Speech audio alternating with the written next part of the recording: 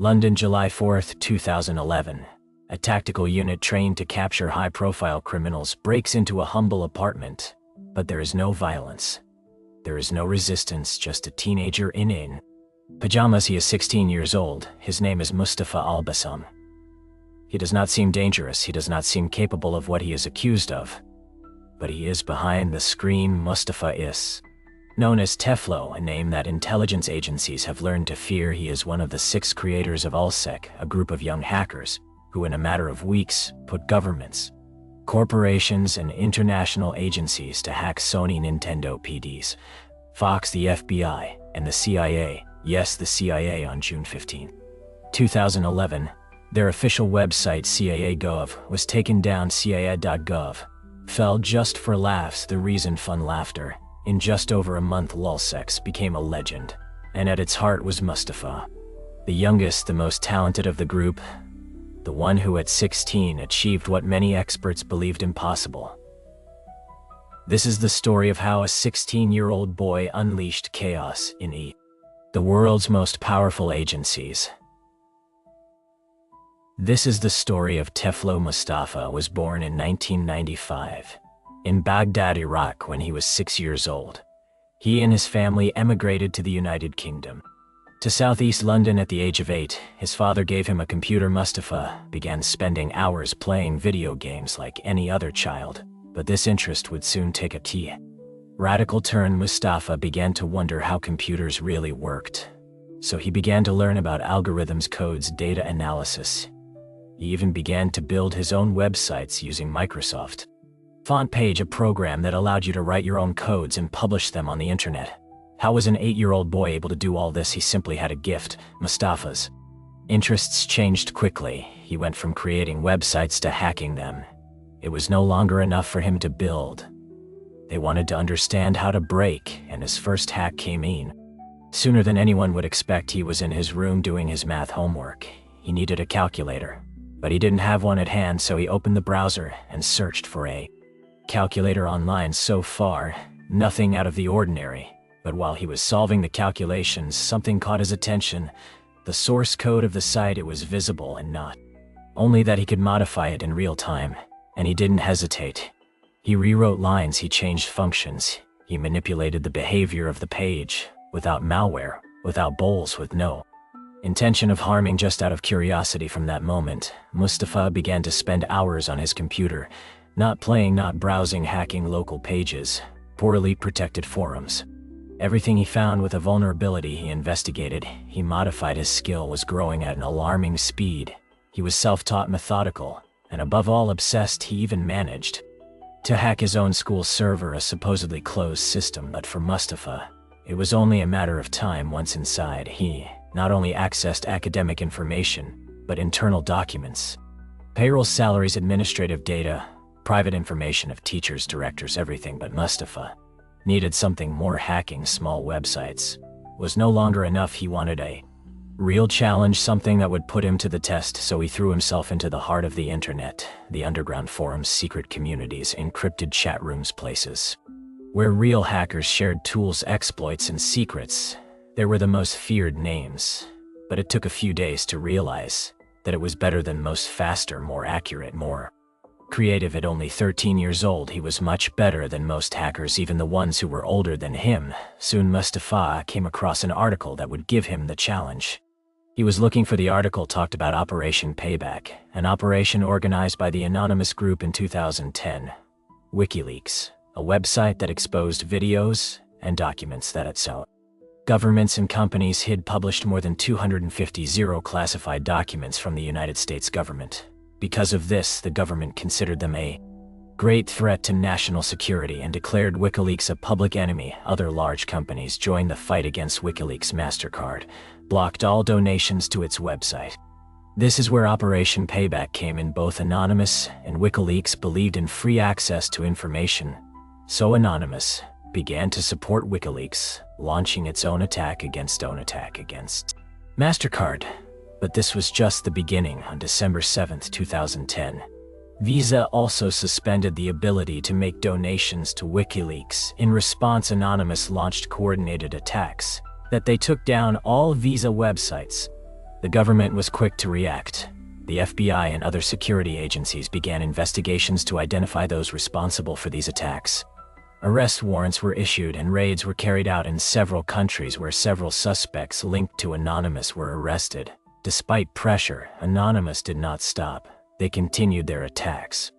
Attacks expanding their target list. PayPal, Amazon, and other companies that had taken action against WikiLeaks' social media was burning. Mustafa was seeing everything and wanted to be part of it. At 15, he immersed himself in this group of hackers and would soon help carry out one of the largest cyber attacks in Anonymous history. Toppling the government of Tunis, December 2010. Tunis explodes. The Tunisian people, tired of repression and corruption, rise up against a regime that had oppressed them for decades in AIDS.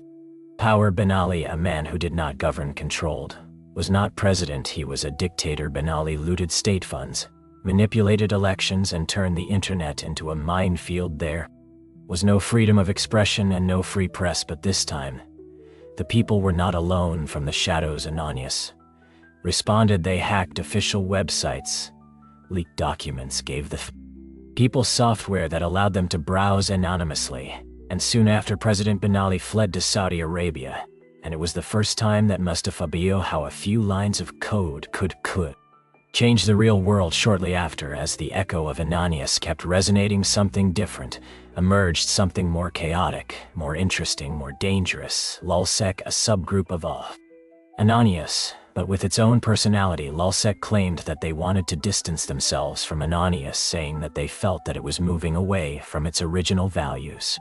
But the reality is that it was not looking for justice, it was looking for fun. They wanted to go further, break the rules, laugh at the system, attack for the simple pleasure of doing it for laughs. There were six founding members of LulzSec, and among them there was one who stood out, the youngest, the brightest, Mustafa al Bassam, 16 years old. But what began as hacks for fun soon turned into something much more serious, an open war against the largest corporations in the world. And all this began with what was called Operation Anti-Sec. Operation Anti-Sec was a wave of hacks that involved cyber attacks against governments and organizations to expose classified information, and each attack became increasingly extreme. The first target of the operation was the FBI. The group began an attack against the company HBGEI, a company specialized in cybersecurity. Its mission was to protect the United States from computer threats, but it ended up being one of the biggest public humiliations in history. In 2010, the FBI trusted and hired HBGI to help them track out and dismantle hacker networks, but everything blew up when HBGI received a direct warning. LulzSec was watching, and they weren't going to stay silent. In a desperate attempt to regain control, Aaron Barr, CEO of HBGI, publicly declared war on LulzSec. He promised he would reveal the identities of its members, that he knew who they were. It was a provocation, and LulzSec responded with everything. From that moment, they began a massive attack on HBG servers, trying to make holes in their security, and Mustafa discovered a weak point. It was no one other than Aaron Barr himself. Mustafa leaked over 70 confidential emails. This attack had huge consequences for Aaron Barr, but the most disturbing thing is that for LulzSec it was a game, and the anti-sec operation had only just begun, and their next target was directly linked to the heart of the American security system. InfraGard was a non-profit organization backed by the FBI. Its role was to create a bridge between the government and the private sector. In a nutshell, the network that helped the FBI securely share information with key companies. The war against InfraGard began after President Barack Obama declared war on cybercriminals in 2011, but the government responded. LulzSec was flagged as one of the main groups at war, and the government was determined to take them down. The FBI took this war very seriously, but LulzSec, on the other hand, responded with jokes. In one of them, they called the FBI pretending to be Obama. But from that moment on, the game got serious. They hacked the InfraGard website, and not only did they take it down, they left message inside, let it flow. Stupid FBI battleships. It wasn't long before LulzSec managed to access the internal passwords of InfraGard members, but they used this information against one member in particular. Karim Giashi. Karim was a white hat hacker which meant that companies allowed him to hack their sites to test their security. Karim used his skills hacking to legally collect data for both InfraGard and the FBI, which turned it into a goldmine for LulzSec. They automatically threatened Karim with leaking all his information unless paid or gave them information, but Karim did not give in.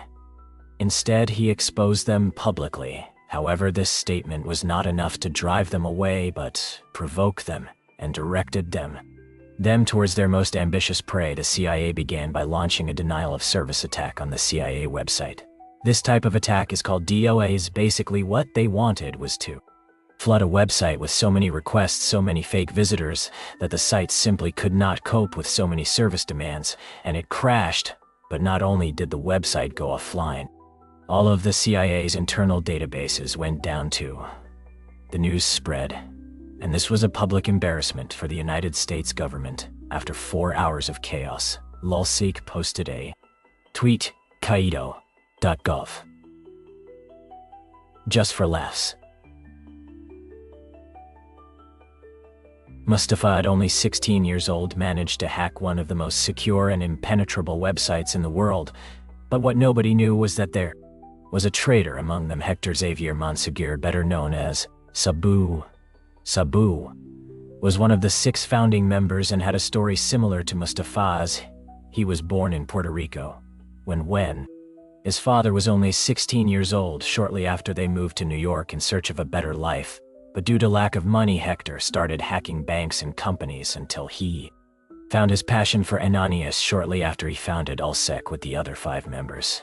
But everything changed when the FBI knocked on his door. Sabu was arrested, and the FBI gave him an ultimatum: collaborate with them to avoid going to jail. At that moment, Sabu became an informant for the FBI. His main mission was to collect data and chats of all LulzSec members, but even so, Sabu's decision led to the downfall of Mustafa al Bassam.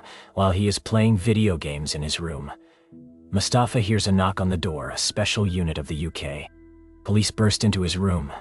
Mustafa was taken in for interrogation, accused of 84 crimes.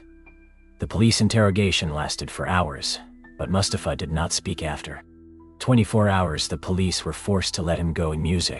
But this would not free him from all those charges. May 2013. At the trial, Mustafa comes face to face for the first time with 3 other LulzSec members. They all ended up pleading guilty. But it wasn't as easy as it seems. The defense was only able to reveal a small part of the information. As a result, Mustafa was only charged with 2 counts out of the 84 he faced. Mustafa al Bassam was given a 20-month suspended sentence for 320 hours of community service. He ended up serving his 320 hours working at a non-profit clothing store that sold clothes for deaf and blind people as part of his sentence.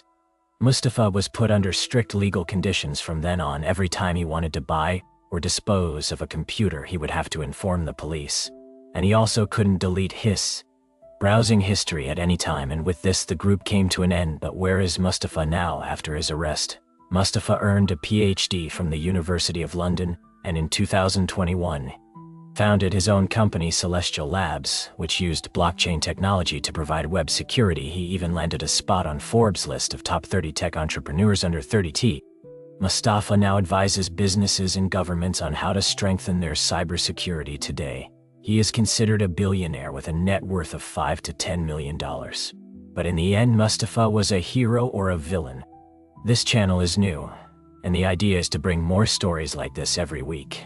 Before we wrap up, there's another story too unbelievable to ignore. A man who built a life of luxury by outsmarting millions and fooled all of Instagram in the process. You might know him as Hush Puppy, but that is a story for the next video. Don't forget to subscribe so you don't miss what's coming next. See you soon.